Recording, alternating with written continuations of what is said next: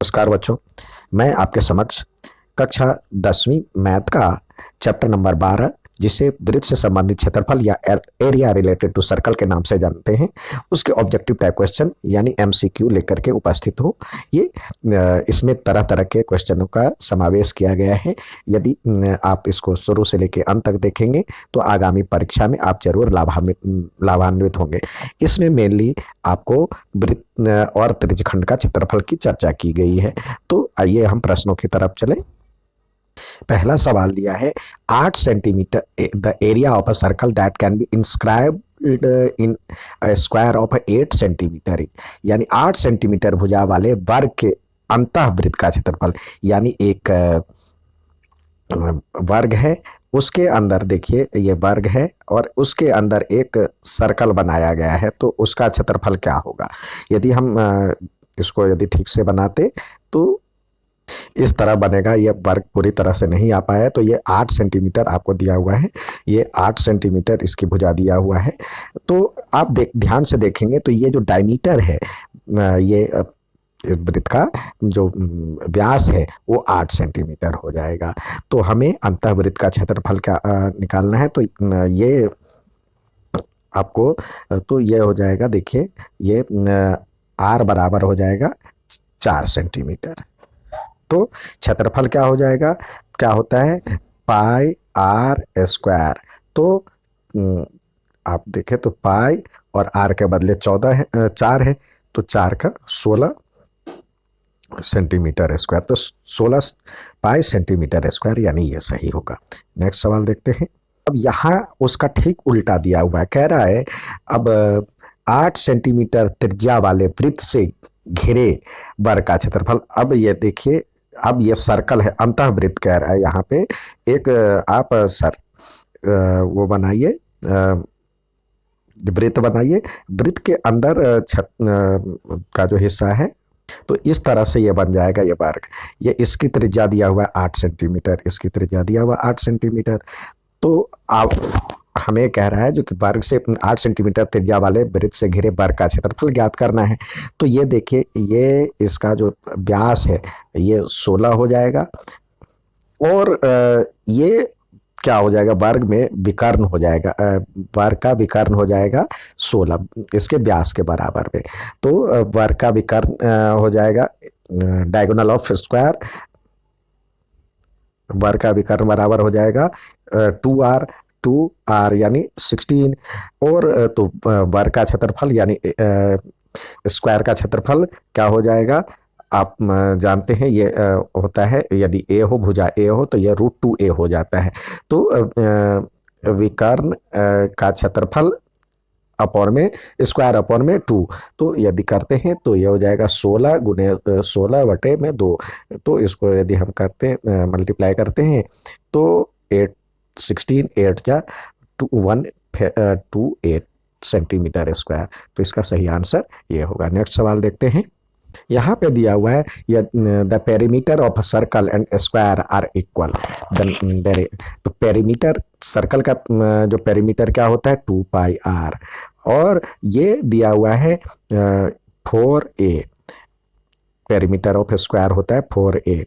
तो इसको यदि हम तो देखिए पाई आर बराबर में 2a, या लिख सकते हैं a बराबर में हो जाएगा पाई आर बाई 2।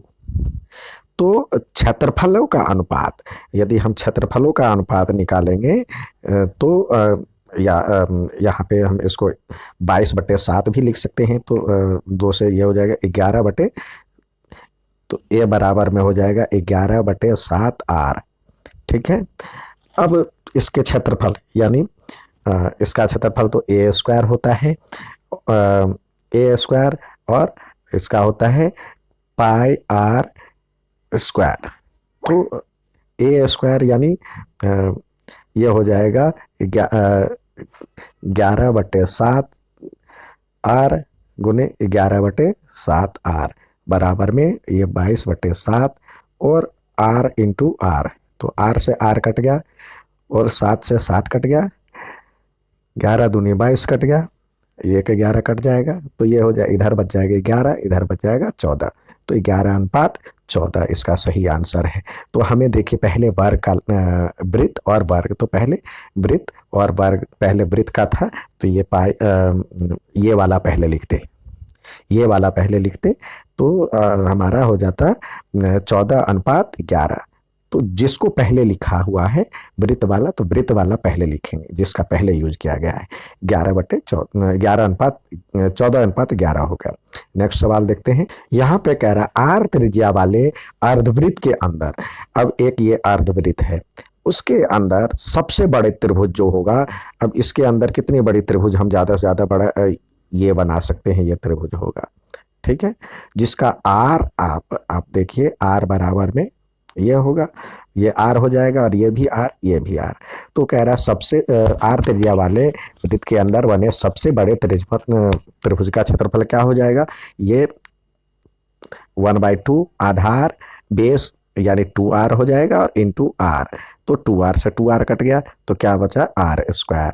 तो सही आंसर इसका आर स्क्वायर हो गया। नेक्स्ट सवाल देखते हैं। यहाँ पे दिया हुआ 5 सेंटीमीटर त्रिज्या वाले वृत्त का क्षेत्रफल, तो 5 सेंटीमीटर तो वृत्त का क्षेत्रफल क्या होता है पाई आर स्क्वायर, तो यानी 22/7 या आप लिख सकते 3.14 भी लिख सकते हैं, और आर का मतलब है 5 × 5, तो आप इसको गुना करें 25 या यहाँ पे 3.14 लिख लीजिए, तो हो जाएगा 25 × 3.14, तो आपका सही आंसर होगा 25 को 3 से करेंगे 4, तो आपका ये आंसर आएगा 78.5। यहाँ पे दिया हुआ 5 सेंटीमीटर त्रिज्या वाले वृत्त की परिधि सरकमफेरेंस, आपको या पेरीमीटर कहते हैं, सर्कल में सरकमफेरेंस नाम से जाना जाता है, पेरीमीटर भी जाना जाता है सरकमफेरेंस। तो सरकमफेरेंस इसका 5 सेंटीमीटर वाले सर्कल का क्या होगा, तो 2πr होता है, यानी 2 और पाई का मतलब है 22/3.14 पाई की वैल्यू, और आर का मतलब है 5 दिया हो, तो 5 दूनी 10, तो 31.4 हो जाएगा ये, ठीक है। नेक्स्ट सवाल देखते हैं। अब यहाँ पे दिया हुआ है the area of a sector of a circle with radius 6 centimetre radius है और एंगल बनाता है ये, तो आपको कह रहा है 6 सेंटीमीटर त्रिज्या वाले वृत्त के त्रिज्यखंड का क्षेत्रफल ज्ञात करना है। तो क्षेत्रफल क्या होता है θ/360, और ये तो और क्षेत्रफल ज्ञात करना है, तो क्षेत्रफल का क्या फॉर्मूला होता है, एरिया का क्या फॉर्मूला होता है, सर्कल का एरिया πr²। तो ये हमारे पास हो गया 60/360, और पाई की वैल्यू 22/7, और आर की वैल्यू आपको दिया हुआ है 6 × 6, तो ये कट गया 6 ये हो जाएगा 6, तो इसको मल्टीप्लाई करेंगे तो 6 दूनी 12 और 6 दूनी 12 1 13 132/7 सेंटीमीटर स्क्वायर, ये छूट गया यूनिट, ठीक है। नेक्स्ट सवाल देखते हैं। यहाँ पे देखिए ये दिया हुआ है आर त्रिज्या वाले वृत्त का क्षेत्रफल यदि R1 और R2 वाले त्रिज्या वाले वृत्तों के क्षेत्रफल के योग के बराबर है, दोनों का क्षेत्र, तो कौन सा फॉर्मूला इसमें लगेगा, तो देखिए क्षेत्रफल क्या कह रहा है, जो कि बड़े वाले इस छोटे वाले क्षेत्रफल के R1 और इसका एक का R दिया हो तो πr² हो जाएगा एक का, और πr2 का स्क्वायर हो जाएगा, बराबर में दिया हुआ है πr और स्क्वायर बड़े वाले का, तो पाई कॉमन आ जाएगा, तो यहाँ पे R1 का स्क्वायर प्लस R2 का स्क्वायर बराबर में पाई और R², तो यानी पाई से पाई कट गया, तो R1² प्लस R2² बराबर R², तो R1² प्लस R2² बराबर में R²। सही आंसर ये होगा। यदि त्रिभुज का क्षेत्रफल निकालना हो, दो त्रिभुज के क्षेत्रफल का योग तीसरे के बराबर हो, तो वहां पे ये फॉर्मूला लगेगा, पहले का एरिया का स्क्वायर रेडियस का स्क्वायर प्लस दूसरे का रेडियस का स्क्वायर बराबर तीसरे के रेडियस के स्क्वायर के बराबर में, पाइथागोरस ट्रिपलेट। नेक्स्ट सब यहाँ पे दिया हुआ है वृत्त का क्षेत्रफल ज्ञात कीजिए, यदि वृत्त का क्षेत्रफल यह दिया हुआ तो परिधि ज्ञात कीजिए, तो πr² बराबर में 154, तो R² बराबर में 154 अपॉन में 22 नीचे चला जाएगा और 7 ऊपर चला जाएगा, तो इसको करेंगे तो ये 7 तो ये आर बराबर में हो जाएगा 7।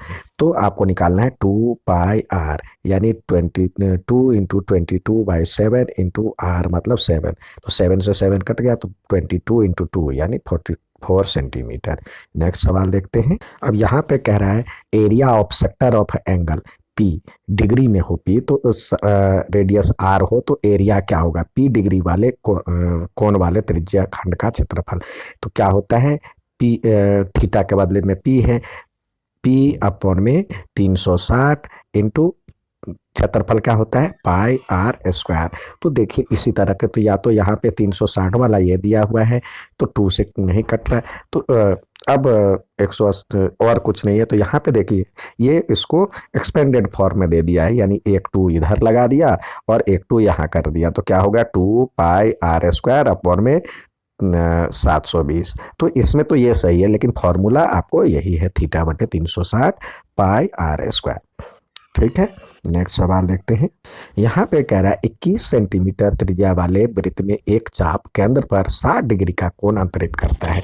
तो आपको आर दिया हुआ है और एंगल दिया हुआ है, तो त्रिज्य खंड का क्षेत्रफल ज्ञात करना है, एरिया रिलेटेड टू सर्कल। तो ये हो जाएगा 60 बटे 360 और पाई की वैल्यू बने 22/7 और आर दिया हुआ है आपका 21 × 21, क्या होता है थीटा बटे 360 पाई आर स्क्वायर।